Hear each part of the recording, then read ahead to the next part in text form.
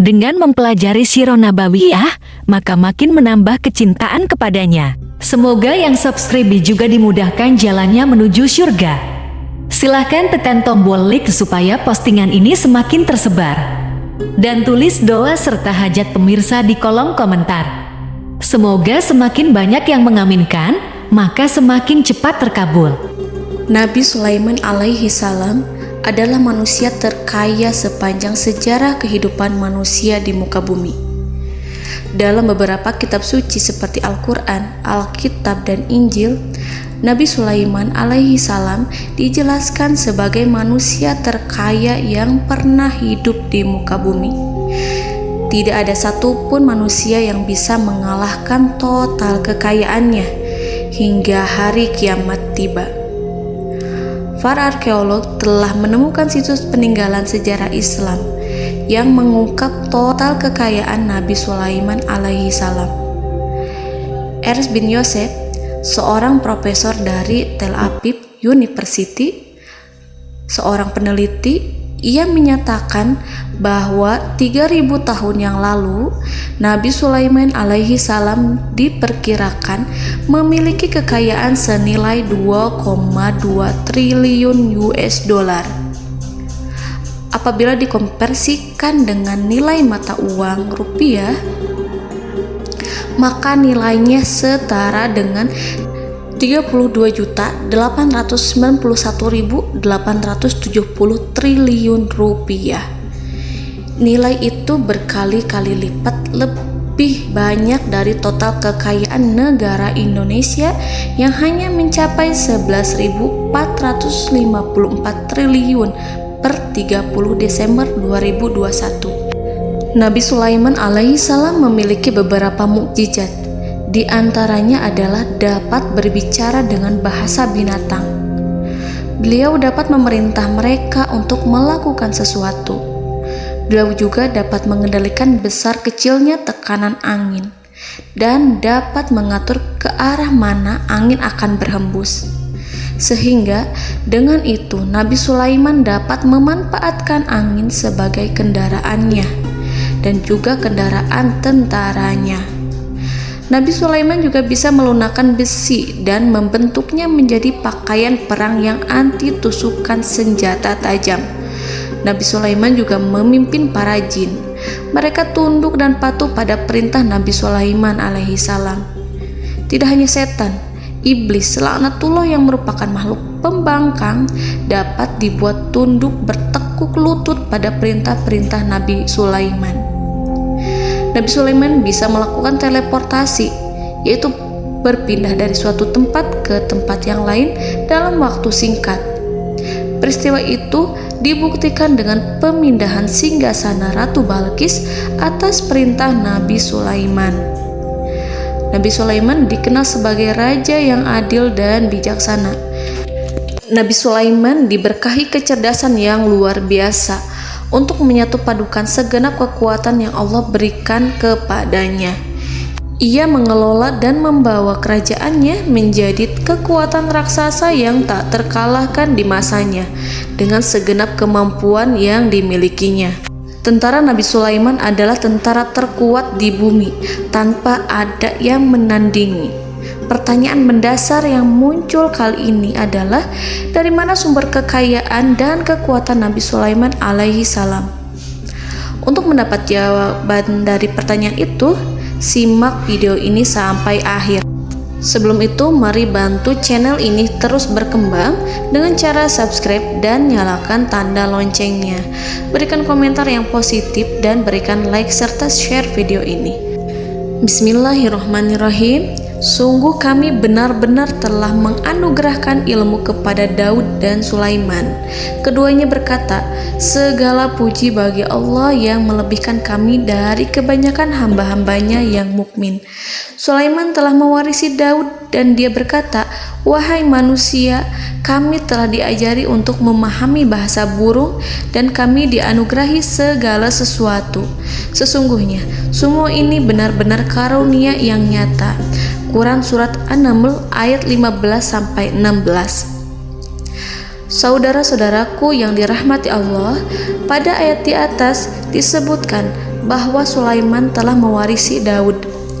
Nabi Sulaiman mewarisi Nabi Daud dalam sisi kenabian dan kekuasaan, bukan mewarisi harta, karena para nabi tidak mewariskan harta. Sebab sepeninggalan mereka, harta para nabi menjadi sedekah bagi orang-orang yang ada di sekitarnya, yaitu orang-orang fakir dan orang-orang yang membutuhkan. Dan harta para nabi tidak dikhususkan bagi kalangan keluarganya. Rasulullah Shallallahu Alaihi Wasallam bersabda, "Kami para nabi tidak mewariskan." Nabi Sulaiman mewarisi kenabian dari Nabi Daud. Ini adalah hal yang jelas. Allah telah memilihnya sebagai nabi dari Bani Israel. Begitu juga Allah telah memberinya kekuasaan kerajaan sehingga ia menjadi pemimpin Bani Israel. Barangkali sesuatu yang paling penting yang diwarisi oleh Nabi Sulaiman dari Nabi Daud adalah tradisi militer. Kemajuan militer yang dahsyat telah berpindah kepada Nabi Sulaiman. Nabi Daud sebenarnya adalah seorang pengembala kambing yang sangat miskin, tetapi seiring dengan perjalanan waktu, ia menjadi komandan pasukan tiada tanding. Nabi Daud alaihi salam mengetahui bahwa kekuatan hakiki yang mengatur alam semesta adalah kekuatan Allah. Ketika Nabi Daud mengelurkan tangannya dan memegang potongan batu, lalu beliau melemparkannya dengan ketepel ke arah Jalut, kepala Jalut retak dan ambruk menghantam tanah. Ini sebagai bentuk demonstrasi kekuatan darinya. Kehadiran Nabi Daud mengubah pasukan Bani Israel, di mana mereka sebelumnya lari jika berhadapan dengan musuh. Maka kini keberadaan mereka mulai diperhitungkan di masa hidupnya. Nabi Daud mengalami peperangan yang sangat banyak, tapi Al-Quran tidak menceritakan secara terperinci. Hal itu dikarenakan karena Al-Quran adalah kitab dakwah di jalan Allah, bukan kitab sejarah. Al-Quran hanya menceritakan di dalam Al-Quran surat Shad ayat 20, "Dan kami kuatkan kerajaannya, kerajaan Daud." Ayat tersebut berarti bahwa Nabi Daud belum terkalahkan dalam peperangan yang diikutinya. Di samping dukungan yang Allah berikan kepadanya, juga pasukan dan rakyatnya, di mana mereka adalah orang-orang yang bertauhid, menyerahkan diri kepada Allah. Allah Subhanahu wa Ta'ala mengajarkan kepada Nabi Daud hal-hal yang menjadikan pasukannya memiliki keistimewaan yang dengannya mereka dapat mengalahkan pasukan-pasukan lain, pasukan-pasukan besar yang ada di bumi pada saat itu. Allah Subhanahu wa Ta'ala berfirman dalam surat Saba ayat 10, "Dan kami telah melunakkan besi untuknya." Baju besi mungkin akan menjadi masalah dalam benak kita. Ketika orang-orang yang berperang, baju besi cukup mengganggu gerakan mereka.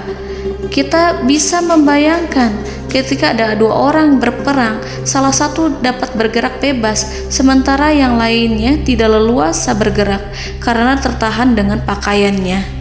Namun, dengan kekuasaan Allah, Nabi Daud dapat melunakkan besi dan membuat baju besi yang ringan, yang mudah untuk digunakan. Ini adalah kemajuan penting yang Allah berikan kepada Nabi Daud dan tentaranya. Kemajuan itu kemudian diajarkan, diwariskan dan dimiliki oleh Nabi Sulaiman alaihi salam. Nabi Sulaiman memiliki pasukan dahsyat yang melebihi pasukan manapun di bumi saat itu, atau bahkan mungkin saat ini.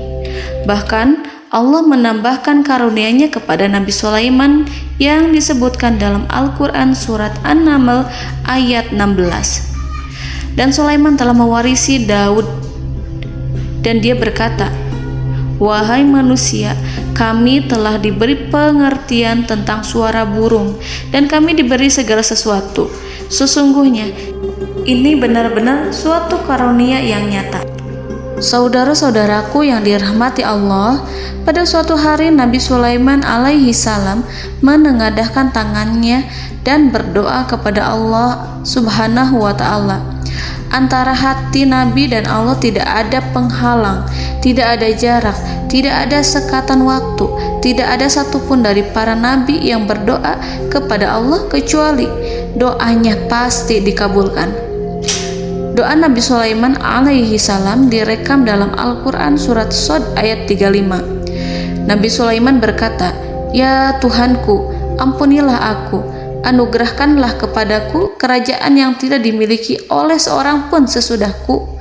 Nabi Sulaiman menginginkan dari Allah sesuatu kerajaan yang belum pernah diperoleh oleh siapapun setelahnya.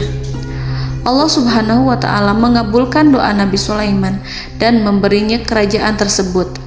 Nabi Sulaiman mewarisi kekuasaan, kenabian, hikmah ilmu dari Nabi Daud alaihi salam. Orang-orang menyebut Nabi Sulaiman Al-Hakim, Sulaiman yang bijaksana. Kebijaksanaannya tidak terbatas pada keadilan di tengah-tengah manusia dan juga kasih sayangnya kepada mereka. Namun, kebijaksanaan Nabi Sulaiman juga berlaku di kalangan burung dan binatang lainnya. Nabi Daud juga mengenal bahasa burung, tetapi Nabi Sulaiman dapat berbicara dengan bahasa burung. Bahkan, ia dapat menggantikannya sebagai pembantunya ketika Nabi Daud bertasbih di gunung-gunung. Dan burung-burung serta binatang-binatang buas ikut bertasbih bersamanya. Bahkan angin pun berhenti untuk mendengarkan tasbih itu. Sedangkan Nabi Sulaiman, Allah Subhanahu wa Ta'ala memberinya karunia lebih dari itu, di mana binatang-binatang buas tunduk padanya. Begitu juga angin dan burung. Saudara-saudaraku yang dirahmati Allah, Nabi Sulaiman alaihi salam mampu mendengarkan bisikan semut yang berbicara kepada sesama mereka. Bahkan, ia mampu memerintahkan semut tersebut sehingga semut itu menjadi taat pada perintahnya. Pasukan Nabi Sulaiman memiliki kekuatan yang sangat dahsyat. Belum pernah ada di dunia ini satu pasukan pun yang memiliki kekuatan seperti itu. Kekuatan Nabi Sulaiman berasal dari beberapa kombinasi yang sangat mengagumkan, sehingga karenanya ia tidak dapat tertandingi. Kekuatan itu terdiri dari manusia, binatang-binatang, jin, dan lain sebagainya. Kita mengetahui bahwa jin adalah makhluk Allah dan manusia tidak mampu melihatnya atau menghadirkannya atau meminta pertolongan kepadanya. Sedangkan Nabi Sulaiman telah diberi Allah suatu kemampuan untuk menundukkan jin, mempekerjakan mereka sebagai tentara di tengah-tengah peperangan. Bahkan ia mampu menjadikan mereka sebagai pekerja-pekerja kasar di kerajaannya saat tidak ada peperangan. Oleh sebab itu, ketika ada pasukan lain yang mencoba melawan pasukan Nabi Sulaiman, mustahil mereka akan mendapatkan kemenangan. Bahkan pasukan Nabi Sulaiman diperkuat oleh pasukan burung. Burung di pasukan Nabi Sulaiman memerankan tugas penting, yaitu menjadi agen intelijen. Kita mengetahui bahwa peranan informasi saat peperangan adalah hal yang penting. Dari informasi tersebut, pasukan dapat mengetahui keadaan lawannya. Demikianlah peranan burung pada pasukan Sulaiman. Ia terbang di tengah-tengah musuh. Kemudian, ia kembali kepada Nabi Sulaiman untuk menyampaikan berita tentang keadaan lawannya. Di samping jin dan burung, Allah juga menundukkan angin untuk Nabi Sulaiman. Nabi Sulaiman dapat memerintahkan angin dan ia mampu untuk menaiki angin tersebut. Dalam Al-Quran surat Shad ayat 36-40, Allah Subhanahu wa Ta'ala berfirman, "Kami tundukkan kepada angin yang berhembus dengan baik menurut kemana saja yang dikehendaki Sulaiman. Dan kami tundukkan pula kepadanya setan-setan, semuanya ahli bangunan dan penyelam, dan setan yang lain yang terikat dalam belenggu. Inilah anugerah kami, maka berikanlah kepada orang lain atau tahanlah untuk dirimu tanpa perhitungan, dan sesungguhnya dia mempunyai kedudukan yang dekat pada sisi kami dan tempat kembali yang baik." Saudara-saudaraku yang dirahmati Allah, Allah Subhanahu wa Ta'ala juga memberikan kemampuan yang tak seorang pun dari para nabi mendapatkannya, yaitu kemampuan untuk memerintah setan. Setan adalah salah satu bagian dari jin. Ia adalah kelompok yang celaka dari bangsa jin. Kelompok ini sebenarnya tidak mampu dikuasai oleh manusia, bahkan jin yang soleh tidak dapat mengatur setan. Adapun Nabi Sulaiman, Allah telah memberinya kekuasaan untuk menundukkan setan dan mempekerjakannya, bahkan mengikatnya dengan rantai serta menghukumnya jika ia menentang pada perintahnya. Setan membangun untuk Sulaiman istana-istana, patung-patung dan alat-alat perang. Bahkan setan-setan itu menyelam ke dasar lautan untuk mengeluarkan permata dan yakut untuk Sulaiman. Jika di antara setan yang menentang perintahnya, maka Nabi Sulaiman alaihi salam mengikatnya dengan rantai. Ini semua menunjukkan kekayaan Nabi Sulaiman dan kekuasaannya, di mana ia mampu mengatur banyak makhluk di bumi ini. Tentu saja, kemampuan itu semua adalah atas izin dari Allah Subhanahu wa Ta'ala sebagai mukjizat darinya. Allah Subhanahu wa Ta'ala berfirman dalam Al-Quran surat Saba ayat 12, dan sebagian dari jin adalah yang bekerja di hadapannya di bawah kekuasaannya dengan izin Tuhannya, dan siapa yang menyimpang di antara mereka dari perintah kami, maka kami rasakan kepadanya azab neraka yang apinya menyala-nyala. Para jin itu membuat untuk Sulaiman apa yang dikehendakinya, dari gedung-gedung yang tinggi, patung-patung, dan piring-piring yang besarnya seperti kolam, atau periuk yang tetap berada di atas tungku. Saudara-saudaraku yang dirahmati Allah, Nabi Sulaiman yang bijaksana adalah penguasa yang tak tertandingi di muka bumi. Meskipun memperoleh nikmat-nikmat khusus yang agung itu yang Allah berikan kepada Sulaiman, beliau tetap menunjukkan dirinya sebagai manusia yang paling banyak berzikir kepada Allah dan manusia yang paling banyak bersyukur di zamannya. Saudara-saudaraku yang dirahmati Allah, sebagaimana Allah Subhanahu wa Ta'ala memberikan nikmat kepada ayahnya Nabi Daud alaihi salam, di mana ia mampu melunakkan besi dan Allah mengajarinya bagaimana cara mencairkan besi, maka Nabi Sulaiman alaihi salam dapat memanfaatkan tembaga yang cair untuk peperangan. Dan juga di saat perdamaian, pada saat peperangan, beliau mencampur tembaga dengan besi dan menjadikannya perunggu. Mereka menggunakan senjata-senjata perunggu dalam peperangan seperti pedang, baju besi, dan juga pisau. Senjata-senjata ini adalah senjata yang paling kuat pada saat itu. Sedangkan di saat damai, tembaga digunakan untuk membuat bangunan, perhiasan, dan sebagainya. Meskipun Nabi Sulaiman mendapatkan nikmat yang besar dan karunia yang khusus, Allah Subhanahu wa Ta'ala mengujinya dengan suatu ujian yang dahsyat. Ujian yang akan selalu datang kepada seorang hamba yang soleh. Ketika hamba itu mendapatkan kedudukan besar, maka ujiannya pun menjadi besar. Allah Subhanahu wa Ta'ala menguji Nabi Sulaiman dengan penyakit. Diceritakan oleh Fahru Roji, Nabi Sulaiman diuji dengan suatu penyakit yang keras, di mana kedokteran saat itu tidak dapat dan tidak mampu mengatasinya. Sakitnya Nabi Sulaiman sangat keras sehingga para dokter dari kalangan manusia ataupun jin tidak mampu menghilangkan penyakit itu. Lalu burung-burung menghadirkan rumput-rumput yang dianggapnya sebagai obat, tetapi Nabi Sulaiman tak kunjung sembuh. Semakin hari penyakit Nabi Sulaiman semakin menjadi-jadi, sehingga ketika Nabi Sulaiman duduk di atas kursi, ia duduk bagaikan tubuh tanpa roh. Seakan-akan ia mati karena saking kerasnya penyakit yang dideritanya.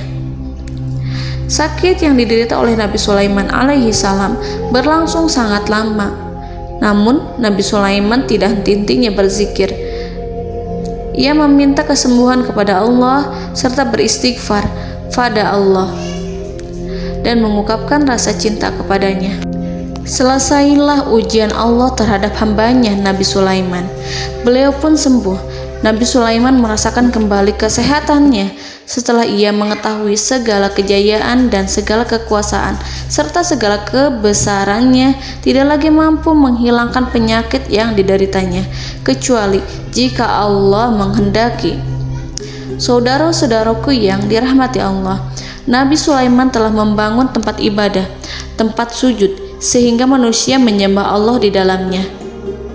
Orang-orang yang membangunnya berjumlah puluhan ribu orang. Tentu setiap kelompok dari mereka memiliki pekerjaan masing-masing. Di antara mereka ada yang mencairkan tembaga, di antara mereka ada yang tukang pahat, ada yang tukang ukir, ada yang membelah batu, ada yang memotong kayu, ada yang mendatangkan rumput-rumput dari Libanon, ada yang mendatangkan emas dan menjadikannya lempengan-lempengan yang mengkilat untuk menutupi kayu, serta untuk melapisi dinding-dinding. Bahkan golongan jin pun membantu membangun tempat tersebut, tentu dengan perintah dan bimbingan Nabi Sulaiman. Mereka membuat patung-patung yang besar, membuat bejana yang besar untuk tempat makan para tentara dan pekerja, yaitu bejana seperti gunung. Karena saking berat dan besarnya, mereka juga membuat tempat-tempat minum yang besarnya seperti kolam. Nabi Sulaiman mengawasi para pekerjanya dan juga mengurusi masyarakatnya, di mana beliau mengenali problem mereka dan berusaha memecahkannya. Beliau juga mengawasi pasukan dari kalangan binatang dan burung. Beliau mengetahui apabila ada satu di antara mereka yang tidak datang, kemana ia pergi, serta mengapa ia pergi. Nabi Sulaiman menguasai pengetahuan itu semua. Nabi Sulaiman bukan hanya mengetahui problem tentara-tentaranya dari kalangan manusia ataupun tentaranya dari kalangan burung, namun ia juga menunjukkan kasih sayang terhadap semut, di mana beliau mendengar bisikannya dan tidak suka untuk menginjaknya. Nabi Sulaiman selalu menundukkan kepalanya ke bumi sebagai bentuk rasa rendah diri dan syukur kepada Allah. Pada suatu hari, Nabi Sulaiman alaihi salam berjalan di depan tentaranya, dan tiba-tiba ia mendengar suara semut yang berkata kepada temannya dari kalangan semut. Hal itu terekam dalam Al-Quran surat An-Nahl ayat 18-19.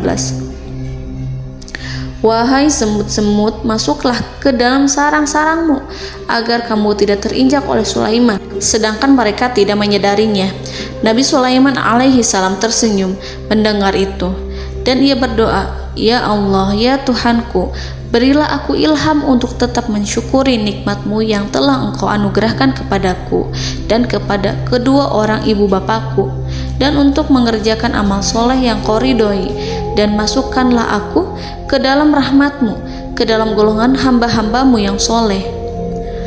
Saudara-saudaraku yang dirahmati Allah, meskipun Nabi Sulaiman mendapatkan kekuasaan dan memiliki tentara yang besar, namun beliau menunjukkan kasih sayang terhadap bangsa semut. Beliau mendengarkan bisikannya dan melihat semut yang ada di depannya. Oleh karena itu, tak mungkin baginya untuk menginjak golongan semut itu. Nabi Sulaiman bersyukur kepada Allah telah memberinya nikmat, yaitu nikmat rahmat dan kasih sayang. Di samping itu, Nabi Sulaiman alaihi salam adalah orang paling kaya di dunia. Istananya terbuat dari kayu gaharu yang memiliki wangi harum. Istananya terbuat dari emas yang terkadang dari kristal. Beliau juga memiliki kursi besar yang terbuat dari emas dan permata. Istana Nabi Sulaiman merupakan istana yang paling besar di dunia. Nabi Sulaiman menggunakan pakaian dari emas dan permata. Meskipun demikian, Nabi Sulaiman tetap menunjukkan sebagai hamba yang berserah diri dan rendah diri di hadapan Allah Subhanahu wa Ta'ala, dan sederhana di depan manusia. Nabi Sulaiman yang merendahkan diri di hadapan Allah, ia selalu sujud kepada Allah sebagaimana ayahnya yang selalu bertasbih pada Allah.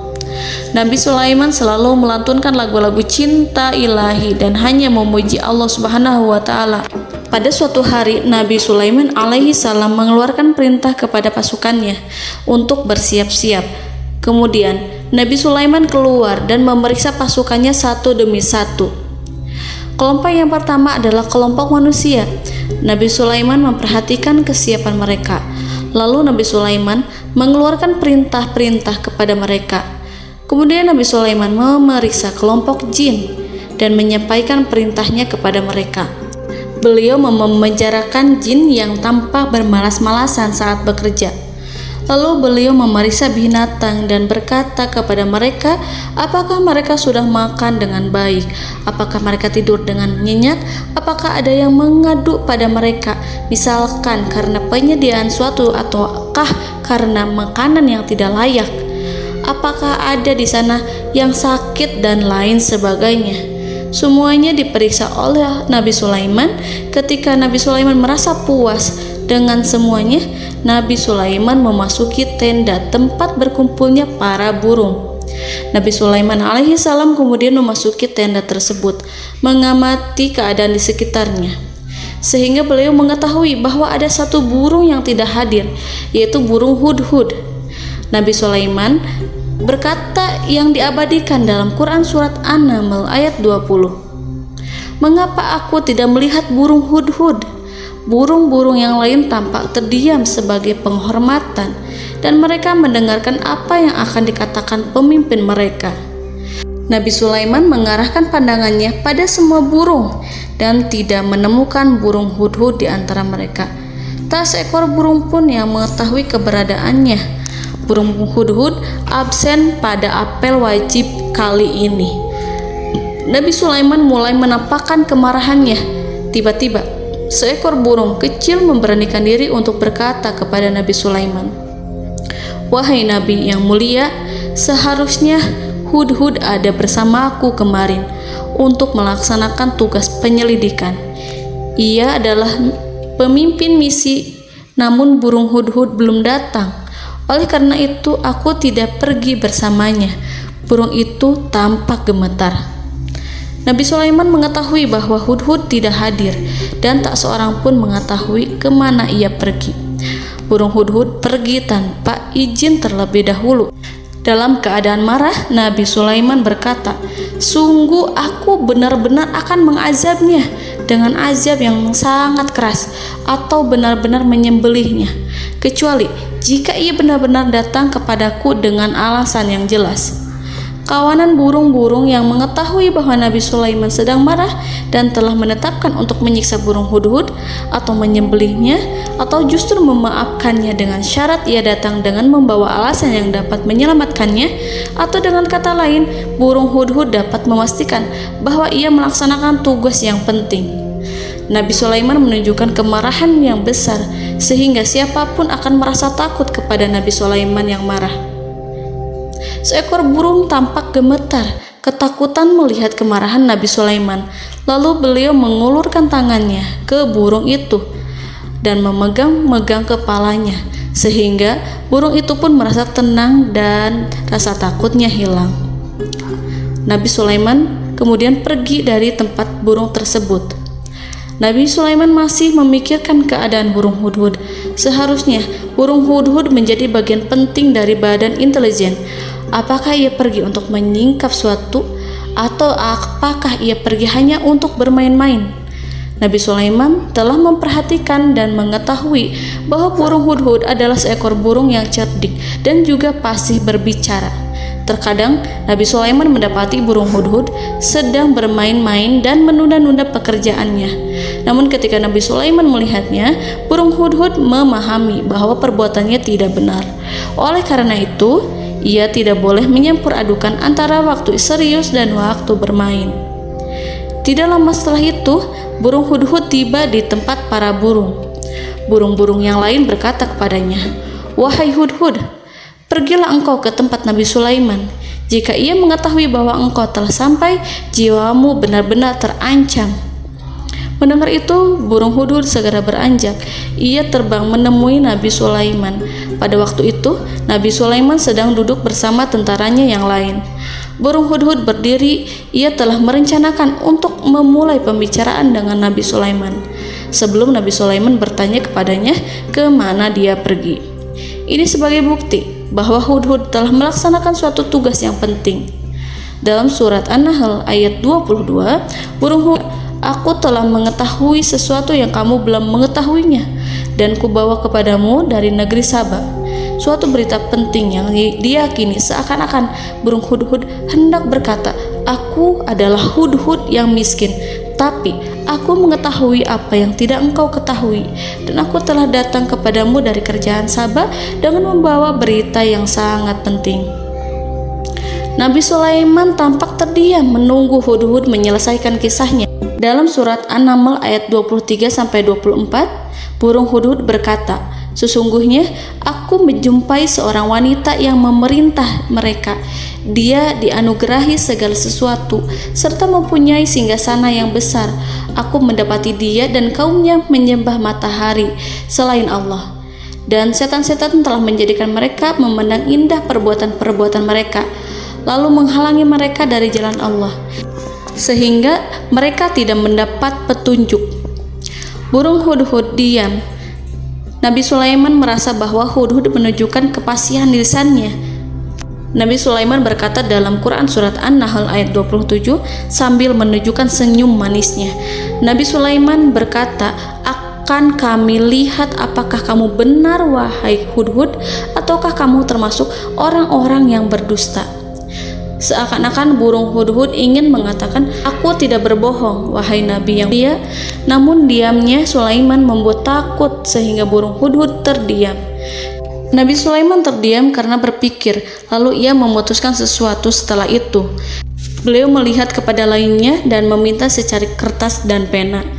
Nabi Sulaiman menulis surat yang singkat dan menyerahkan kepada Hudhud serta memerintahkan kepadanya seperti yang dikatakan dalam Quran surat An-Nahl ayat 28. "Pergilah dengan membawa suratku ini, lalu jatuhkanlah kepada mereka, kemudian berpalinglah dari mereka, lalu perhatikanlah apa yang mereka bicarakan." Al-Quranul Karim hanya menceritakan dalam Al-Quran surat An-Naml bagaimana perginya Hudhud dan bagaimana ia menyerahkan surat itu. Lalu Al-Quran langsung menyebut keadaan kerajaan Balqis yang saat itu sedang membaca surat di depan para pembesar kerajaan dan para menterinya. Dalam Quran surat An-Naml ayat 29-31, berkatalah Balqis, "Wahai pembesar-pembesar, sesungguhnya telah dijatuhkan kepadaku sebuah surat yang mulia. Sesungguhnya surat ini dari Sulaiman, dan sesungguhnya isinya dengan menyebut nama Allah yang Maha Pengasih lagi Maha Penyayang, bahwa janganlah kalian berlaku sombong terhadapku dan datanglah kepadaku sebagai orang-orang yang berserah diri." Saudara-saudaraku yang dirahmati Allah, dalam surat tersebut Nabi Sulaiman menyebutkan supaya mereka menyerahkan diri dan tunduk kepada perintah Nabi Sulaiman. Nabi Sulaiman memerintahkan agar mereka meninggalkan penyembahan terhadap matahari. Nabi Sulaiman tidak mempersoalkan akidah mereka dan tidak memuaskan mereka dengan apapun. Nabi Sulaiman hanya memerintahkan bahwa ia berada di atas kebenaran. Bukankah ia didukung kekuatan yang berlandaskan keyakinan yang dimilikinya? Nabi Sulaiman hanya memerintahkan mereka agar tunduk dan patuh kepadanya. Ratu Sabak menyampaikan surat tersebut di tengah-tengah kaumnya. Dalam Quran surat An-Naml ayat 32 dijelaskan, "Dan berkatalah Balqis, wahai para pembesar, berilah aku pertimbangan dalam urusanku ini. Aku tidak pernah memutuskan sesuatu persoalan sebelum kamu berada dalam majelisku." Saudara-saudaraku yang dirahmati Allah, para pembesar istana Balqis menentang surat tersebut.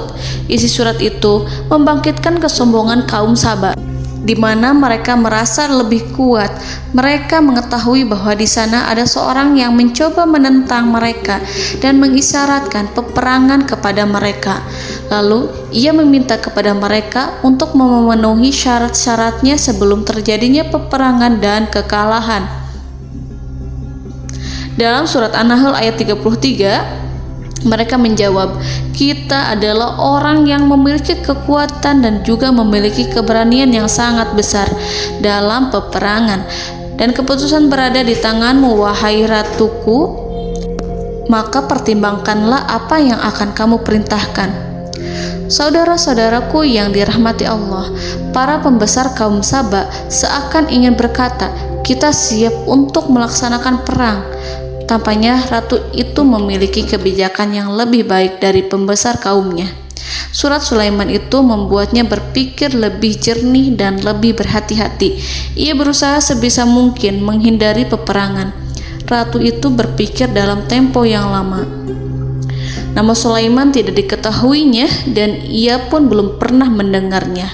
Oleh karena itu, Ratu kaum Saba tidak mampu mengetahui dan mendeteksi seberapa besar kekuatan Nabi Sulaiman. Boleh jadi Nabi Sulaiman memiliki kekuatan yang dahsyat, sehingga ia mampu memerangi kekuasaannya dan mengalahkannya. Kemudian Ratu memperhatikan apa yang ada di sekelilingnya. Ia melihat kemajuan masyarakatnya dan juga kekayaannya. Barangkali ia mengira bahwa Nabi Sulaiman iri terhadap kemajuan dan kekayaannya itu, sehingga Nabi Sulaiman ingin menyerangnya. Setelah mempertimbangkan isi surat Nabi Sulaiman dengan cermat, Ratu Saba memilih untuk tidak bersikap ceroboh dan bodoh.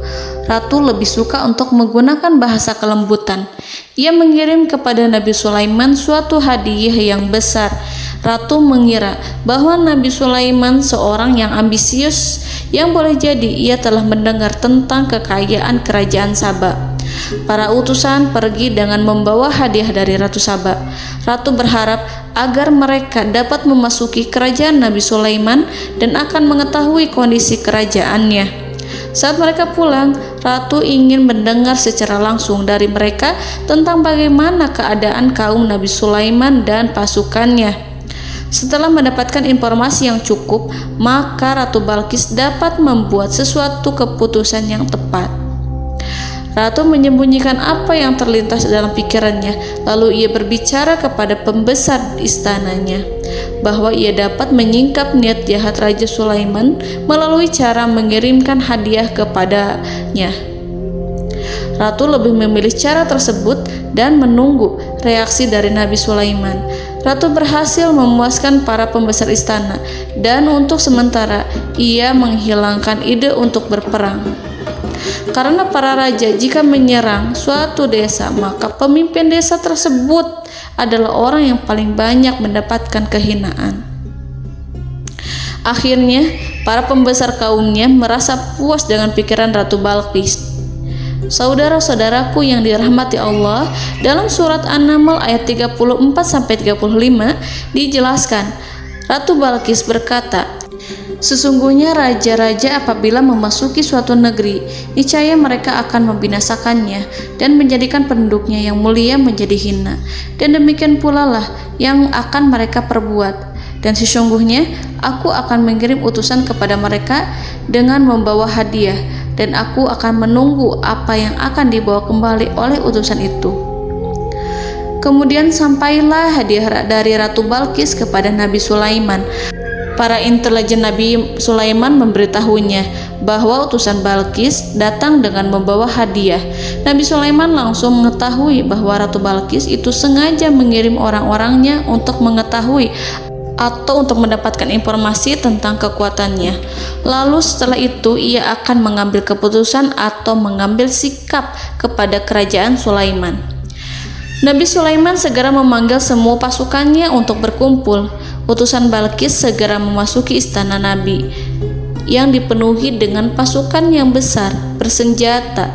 Melihat itu, utusan Ratu Balqis tercengang dan terkejut ketika mereka melihat kekayaan yang mereka bawa tidak ada apa-apanya dibandingkan dengan kerajaan Nabi Sulaiman. Hadiah mereka tampak tidak berarti. Emas yang mereka bawa tampak tidak memiliki makna saat mereka memasuki istana Nabi Sulaiman yang terbuat dari kayu-kayu pohon gaharu yang mengeluarkan bau yang harum serta dihiasi dengan emas permata. Para utusan Ratu Balqis berdiri bersama Nabi Sulaiman dan menyaksikan bagaimana Nabi Sulaiman mengendalikan pasukannya. Kemudian mereka mulai berpikir tentang kekuatan dan kualitas pasukan Nabi Sulaiman. Betapa kagetnya mereka ketika melihat di tengah-tengah pasukan itu terdapat singa, burung, dan tentara dari kalangan manusia yang mampu terbang. Mereka pun sadar bahwa mereka di hadapan pasukan yang tiada tandingannya. Selesailah demonstrasi pasukan Nabi Sulaiman. Kemudian para utusan ratu dipersilahkan maju ke tempat hidangan makanan. Para utusan itu sangat terkejut ketika melihat berbagai macam makanan dari penjuru dunia ada di depannya. dan di antara makanan itu terdapat pula makanan yang biasa ditemukan di negeri mereka. Tetapi mereka melihat bahwa makanan itu memiliki rasa yang lebih istimewa. Selain itu, piring-piring yang ada di depan mereka dan dijadikan tempat makan tersebut terbuat dari emas, dan mereka dilayani oleh laki-laki yang berhias dengan emas.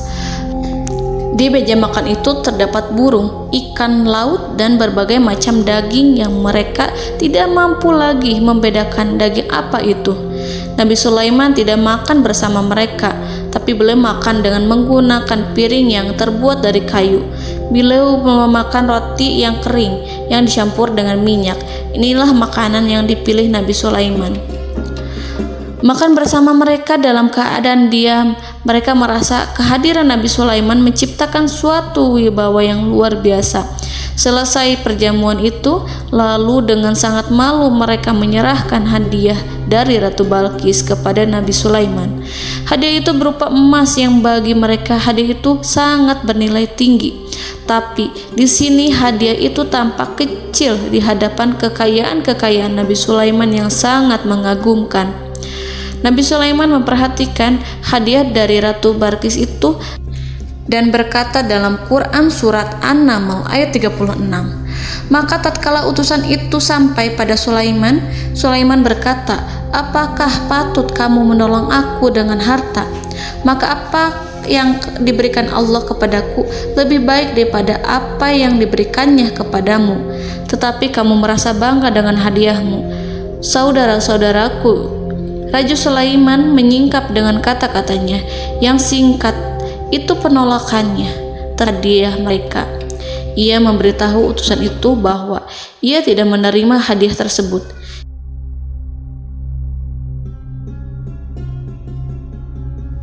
"Janganlah kalian berlaku sombong terhadapku dan datanglah kepadaku sebagai orang-orang yang berserah diri." Lalu Nabi Sulaiman berkata kepada mereka dengan pelan. Hal itu diabadikan dalam Quran surat An-Naml ayat 37.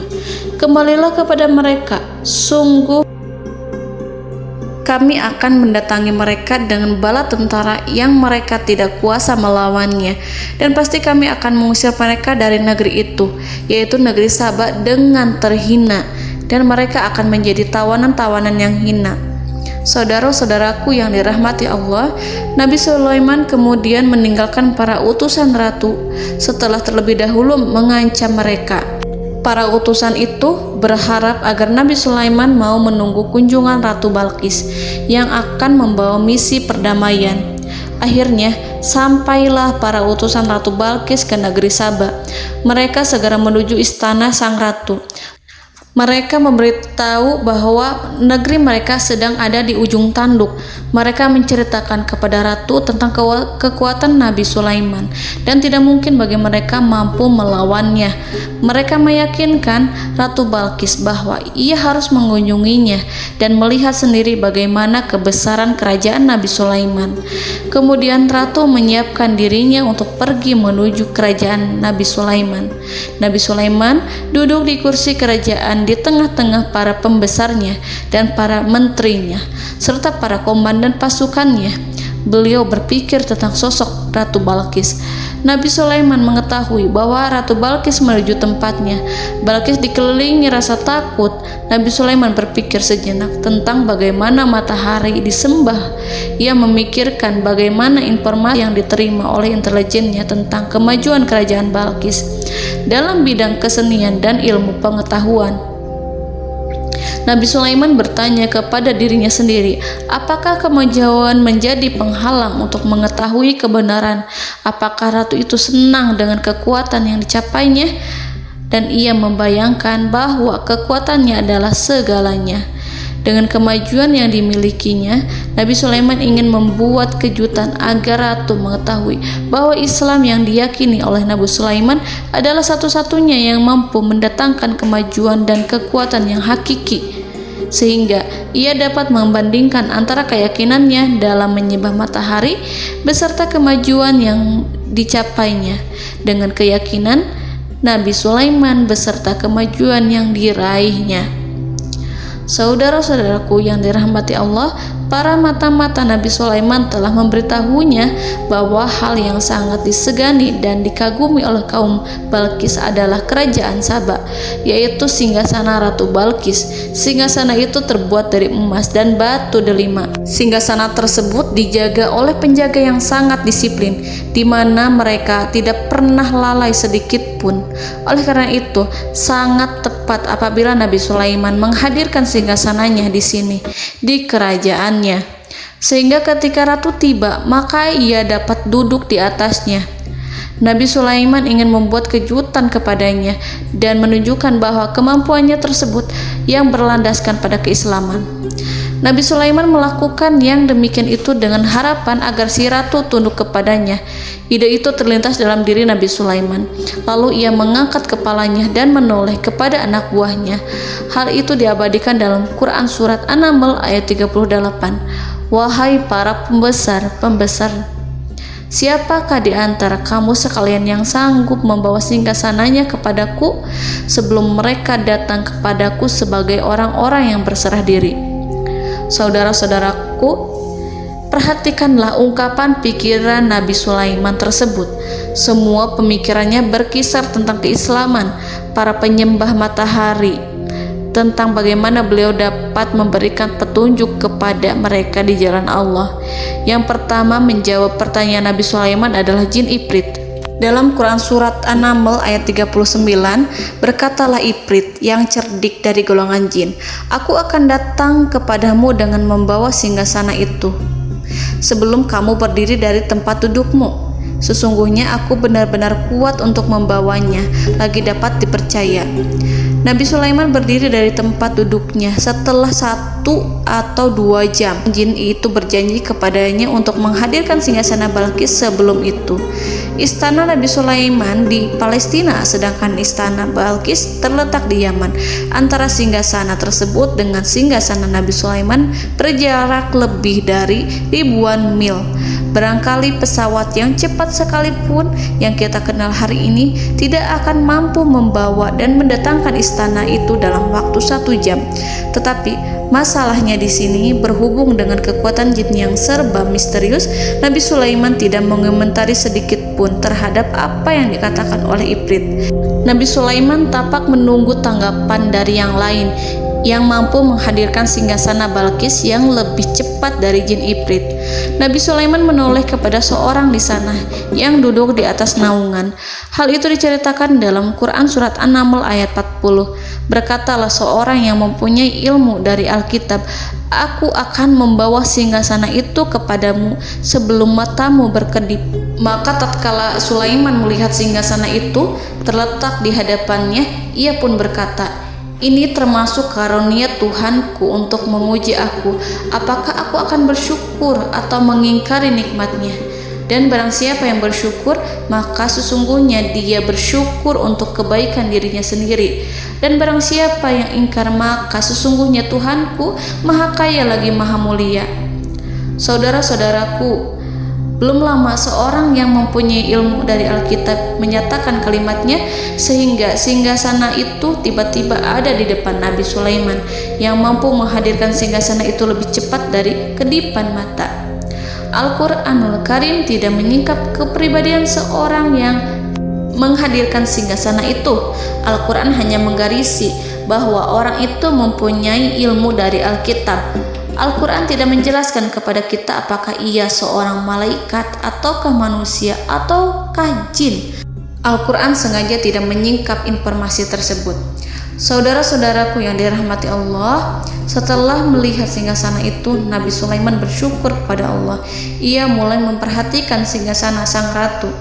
Singgasana tersebut merupakan simbol pembangunan dan juga kemajuan, tetapi tampaknya ia hanya sesuatu yang biasa saja jika dibandingkan dengan kekuasaan dan kebesaran ciptaan yang dibuat oleh manusia dan jin di kalangan istana Nabi Sulaiman.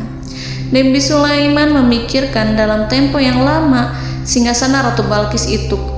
Kemudian beliau memerintahkan agar singgasana itu diperbaiki, sehingga saat Ratu Balkis datang, Nabi Sulaiman akan mengujinya apakah Ratu Balkis dapat mengenali singgasananya ataukah tidak. Dalam Al-Quran surat An-Naml ayat 41, Nabi Sulaiman berkata, "Ubahlah baginya singgasananya, maka kita akan melihat apakah dia mengenal ataukah dia termasuk orang-orang yang tidak mengenalnya." Saudara-saudaraku yang dirahmati Allah, Nabi Sulaiman memerintahkan agar dibangun istana yang akan digunakan untuk menyambut Ratu Balqis. Nabi Sulaiman memilih tempat di laut dan ia memerintahkan agar dibangun suatu istana di mana sebagian besar terdiri dari air laut. Nabi Sulaiman memerintahkan agar lantainya itu terbuat dari kaca yang tebal dan kuat, sehingga orang-orang yang berjalan di atas istana itu akan dapat melihat di bawahnya ada ikan-ikan yang berwarna-warni yang berenang-renang ke sana kemari, dan mereka akan melihat rumput-rumput laut yang bergerak-gerak. Akhirnya, selesailah pembangunan istana itu. Saking bersihnya kaca lantainya sehingga tampak di sana tidak ada kaca. Burung hudhud memberitahu Nabi Sulaiman bahwa Ratu Balqis telah sampai di dekat kerajaannya. Kemudian Ratu Balqis datang. Al-Quran tidak menyebutkan keadaan Nabi Sulaiman saat menyambut Balqis, namun Al-Quran menunjukkan dua sikap Ratu Balqis ketika pertama kali datang. Yang pertama, bagaimana sikap Ratu Balqis ketika pertama kali melihat singgasananya yang datang mendahuluinya, padahal ia telah meninggalkan pengawalnya untuk setia menjaga singgasana itu. Keadaan kedua adalah keadaan ketika di depan istana yang dibangun untuk menyambut Ratu Balqis. Istana itu penuh dengan permata dan banyak ikan berenang di bawahnya.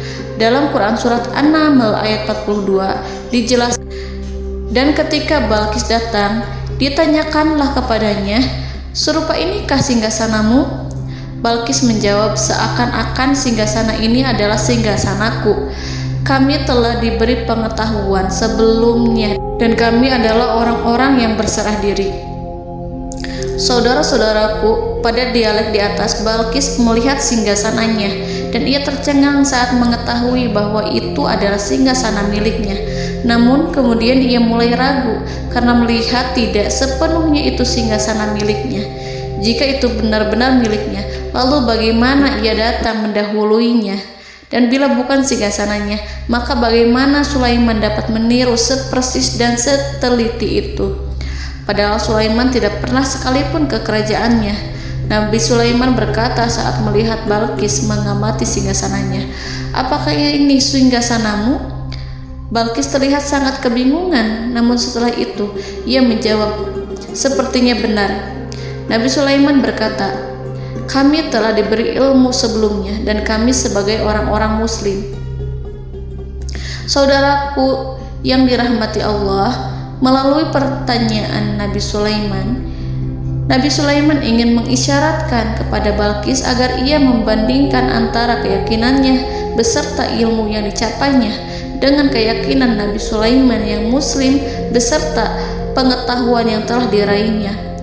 Penyembahan terhadap matahari dan pencapaian ilmu yang dicapai oleh Ratu Balqis tanpa tidak ada apa-apanya dibandingkan dengan ilmu Nabi Sulaiman dan keislamannya.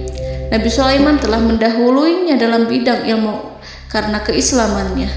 Karena itu, sangat mudah baginya untuk mengungguli Balqis dalam ilmu-ilmu yang lainnya. Demikianlah yang disyaratkan dalam pertanyaan Nabi Sulaiman kepada Ratu Balqis. Ratu Saba itu mengetahui bahwa ini adalah singgasananya, di mana singgasana itu datang lebih dahulu daripada dirinya. Beberapa bagian darinya telah diubah saat Balqis masih di perjalanan menuju ke tempat Nabi Sulaiman. Ia berpikir kemampuan apa yang dimiliki Nabi Sulaiman. Ratu Balqis tercengang melihat apa yang disaksikannya, yang berupa buah dari keimanan Nabi Sulaiman dan hubungannya dengan Allah Subhanahu wa Ta'ala. Sebagaimana Balqis juga tercengang ketika melihat kemajuan di bidang ilmu pembangunan, seni, dan ilmu-ilmu yang lainnya. Maka ia tidak lebih kagum lagi saat melihat hubungan yang kuat antara keislaman Nabi Sulaiman dengan ilmunya serta kemajuan yang diraihnya. Dalam Al-Quran surat An-Naml ayat 43 dijelaskan, "Dan apa yang disembahnya selama ini selain Allah mencegahnya untuk melahirkan keislamannya, karena sesungguhnya ia terdahulu termasuk orang-orang yang kafir." Saudara-saudaraku yang dirahmati Allah, berguncanglah dalam benak Balqis ribuan hal ketika melihat keyakinan kaumnya runtuh di hadapan Nabi Sulaiman.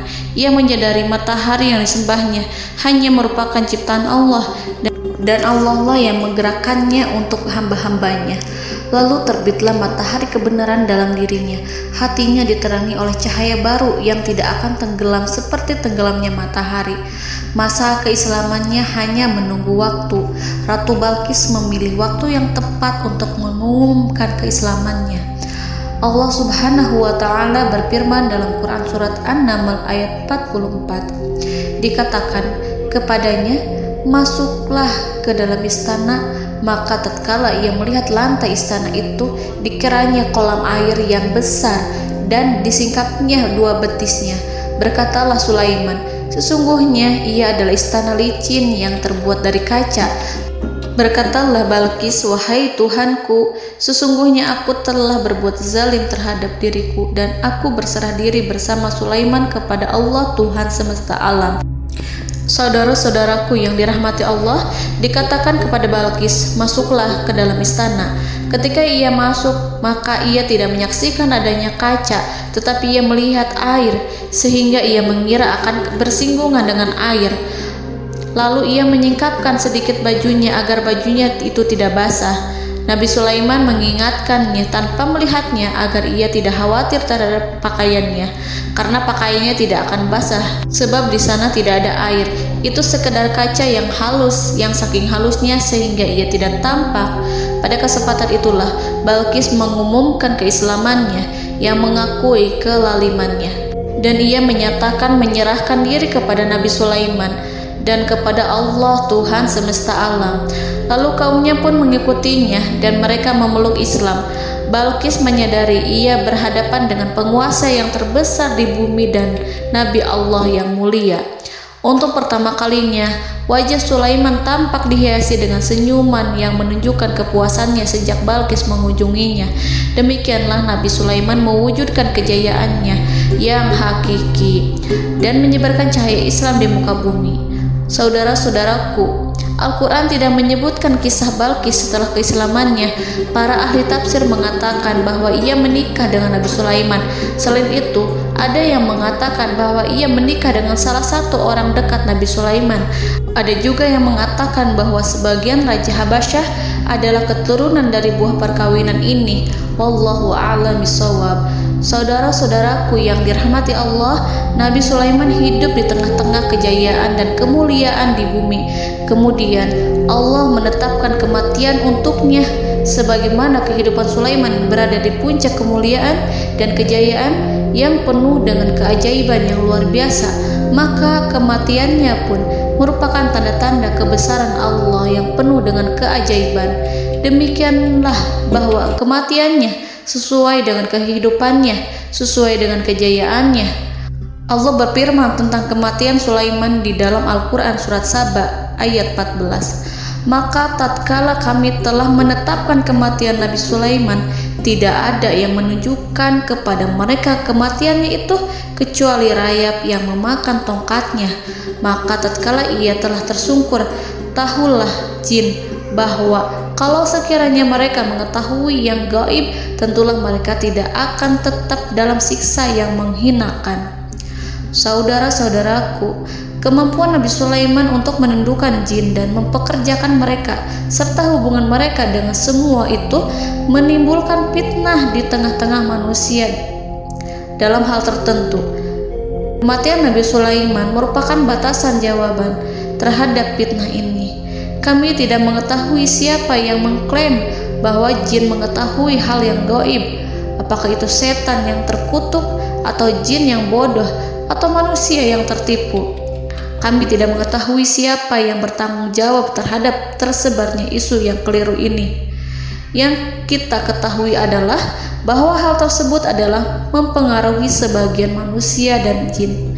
Barangkali manusia berkata kepada diri mereka, selama jin melakukan perbuatan yang luar biasa ini, maka apa gerangan yang menjadikan mereka tidak mengetahui hal yang gaib itu? Manusia itu lupa bahwa kunci kegaiban berada di tangan Allah. masalah ilmu gaib tidak akan mampu dikuasai oleh jin dan manusia.